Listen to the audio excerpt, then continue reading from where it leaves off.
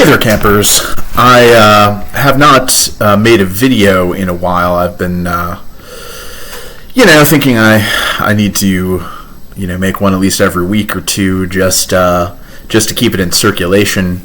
Because there are a lot of things that I want to say, things I want to do with this format.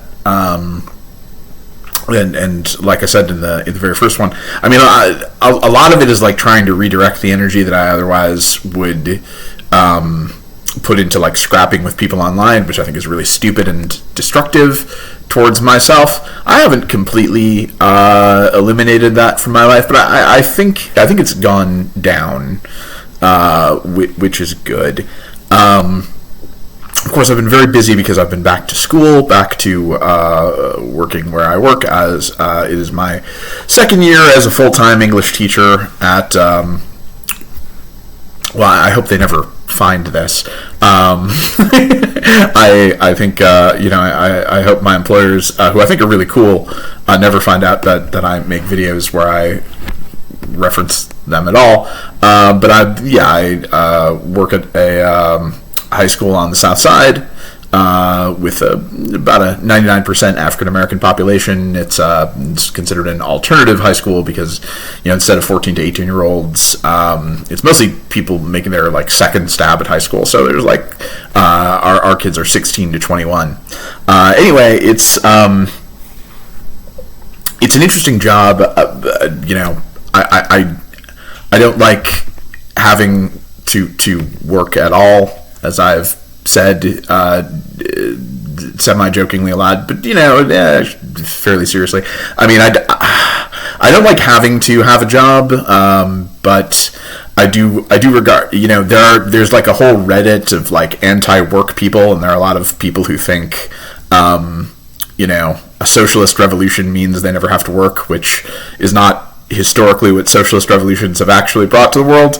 A lot of people are confused about this, and of course I think working is good. I think working is like socially necessary. I just don't think I'm good at anything. Like I've never found myself to be particularly useful in any job, and I don't like feeling useless all the time. I tried everything I ever tried in the private sector was ridiculous. I was kind of treated that as I've always kind of treated the private sector as a scam, which in fact it is. I don't know. I think it treated me accordingly. There's never a lot of hope with the desk job thing. But the thing with teaching is like, everyone talks about how noble it is, and it's like, it's supposed to be a calling, and to be honest with you, I think a lot of people are full of shit about that. I think teachers are wonderful people, and I'm not talking about myself. I'm talking, I think my colleagues are great. I think there are like people who are like super dedicated. This is a tough population of kids to be working with, and I think what these teachers do with them, what I try to do with them, we try to get them on the right path and provide them with some emotional support and guidance, as well as education, and like it is a noble profession, and the fact that we have an entrenched oligarchy that is always trying to destroy all middle class professions. Of course, you have to kind of like talk yourself up, and say how great you are and how oppressed you are, woe is us. People will come back to that with, but you get summers off and all this stuff, and like teachers will be defensive about that. It's like, I spend every day of my summer, in further training and preparing myself to be the best possible teacher I could be. And it's like, okay, I mean, maybe you do. I don't know a lot of teachers who do that. I like, in the conversations I have with my friends who are teachers and with my colleagues at my school, I don't think like anyone is really dedicating. The summer, I mean, it is just, it's recovery. It is, it's a couple months of recovering from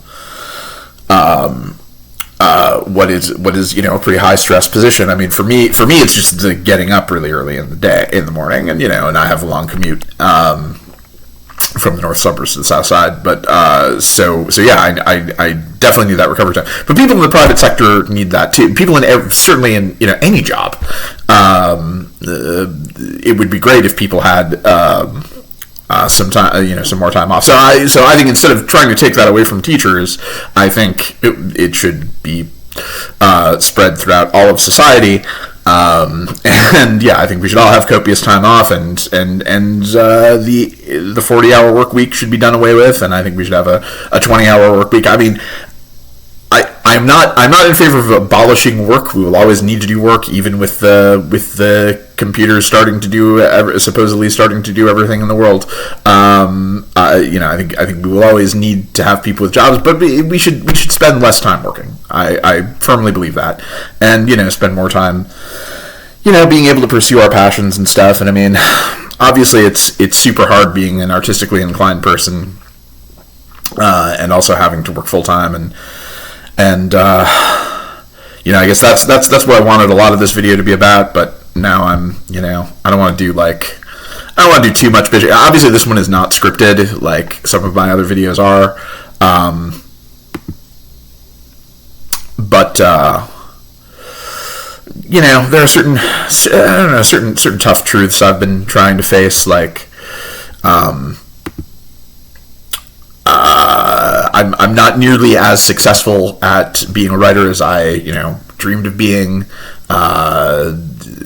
It goes from being like you sort of consistently adjust your expectations of yourself downward. It's like you're going to set the literary world on fire at first, and you're going to be a massive success, and then it's like, well, maybe you could at least eke out a living doing this, and then you realize, no, you're definitely not going to make a living doing this. And it's like, well, yes, but I want to be able to keep doing it, and I want to keep being able to have fun with my friends in theater, and at least impress a small community of fans, and to the extent that even that is kind of questionable.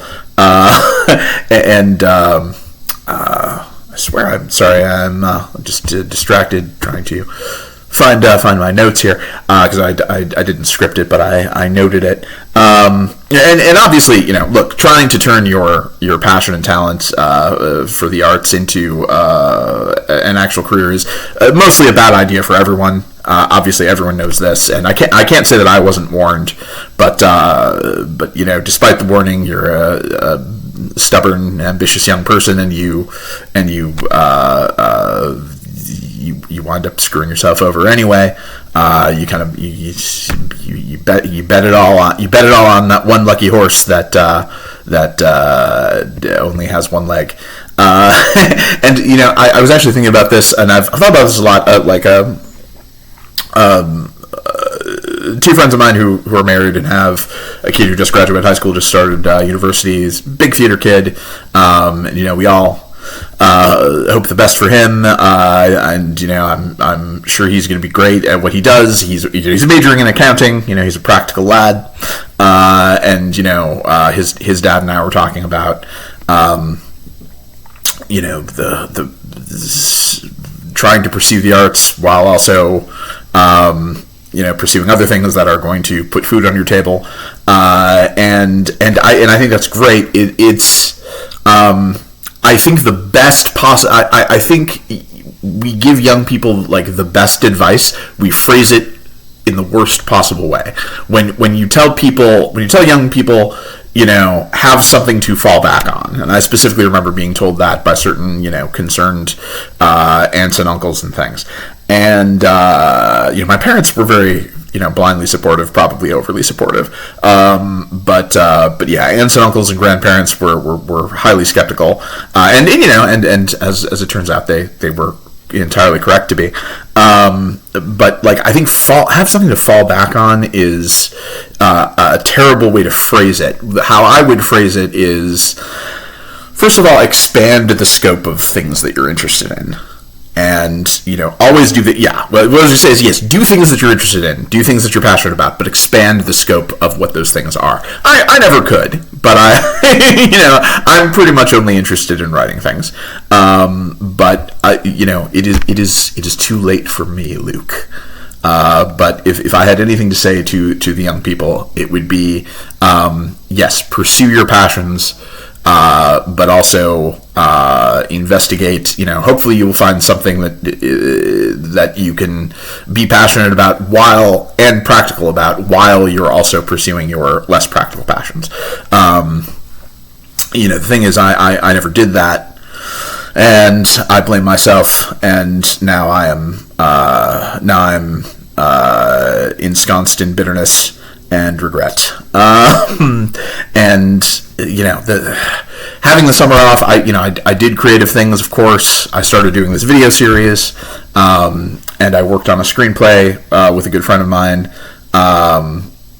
And then at the end of the summer, I started talking to another friend about collaborating on a different screenplay, and we're kind of going back and forth about that. And I think that'll be fun. And it's not that I'm giving up on wanting to write interesting and entertaining stories. It's just, I don't know how much more I have in me while also pursuing a full-time career. And I do like, I say teaching is the thing that I hate the least. And that is accurate. And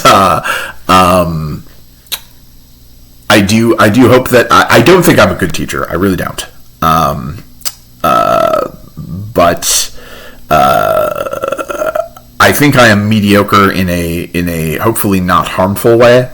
And I think most of the job, most of the job is just managing the volatile emotions of dozens of adolescents at once, and that's hard.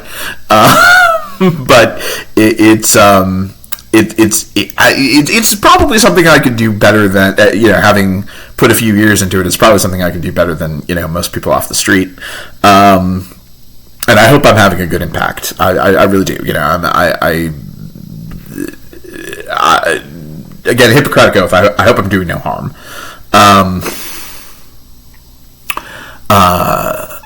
But I don't.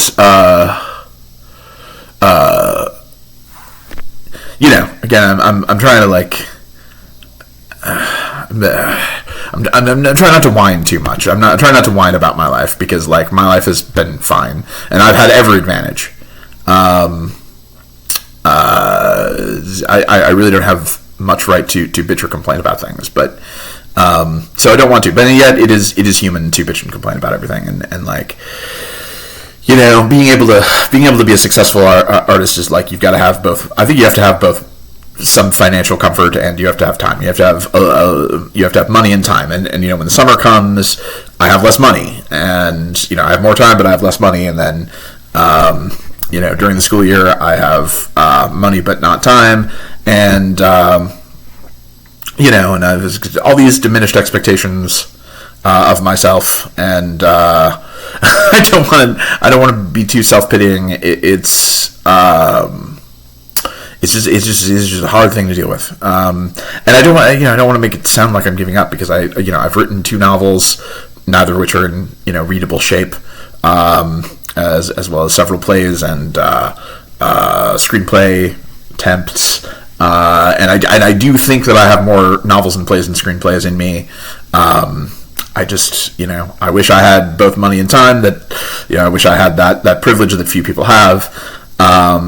Of being able to dedicate myself to it full time, because that is the only thing I've ever really been passionate about. I can't pretend that I consider myself called to teach, but it's something that it's probably something I should have done a lot earlier in life. It's something that I can kind of handle. And even though I think I kind of suck at it, I hope I don't suck too much at it, and I hope I'm not messing anybody up. I hope I'm doing some good. That's what I'm saying. I don't want to, and I don't want to sound like I'm giving up on writing. It's just there's diminished expectations of myself.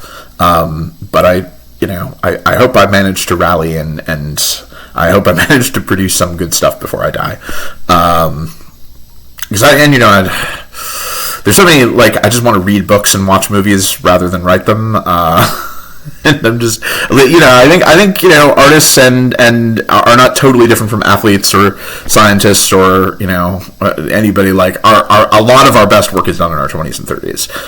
Of course there are exceptions. Of course there are people who are still brilliant in older age, but I definitely think most of my energy, I had that in my 20s and 30s that I don't quite have now. And you just have to you gotta work with what you got, and I hope I still have something, even if it's not as much as it used to be. I don't know if I'm making sense. I don't know what is the point of this. This is all just self-indulgent babble, but it's always been self-indulgent babble. That's the key. I just want to close with like a thing I remember actor Leonard Nimoy doing. He said that he had read this, and I've looked for it. I can't find it. Maybe it's like one of those things that like exists in biblio form. It exists in a book somewhere, but it has never been digitized on the internet. There are some things like that because I've never really found like independent confirmation of this. But he quoted Edwin Booth, who was a great actor in the 19th century, who I think was the father of John Wilkes Booth, which is unfortunate, but that wasn't his fault. But Edwin Booth was Shakespearean actor, and Nimoy quoted him saying something like he had a vision of what he called the God of all arts, and the God of all arts came to him and said, I will give you pain and hunger and sleepless nights, but I will also give you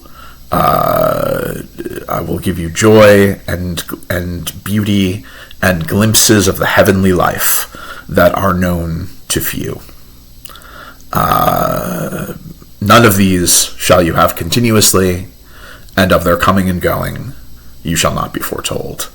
And it was like, yeah. Edwin Booth had a point. I should have told his son not to murder presidents, but other than that, dead on. Okay, have a good day. 17 minutes, Jesus. All right.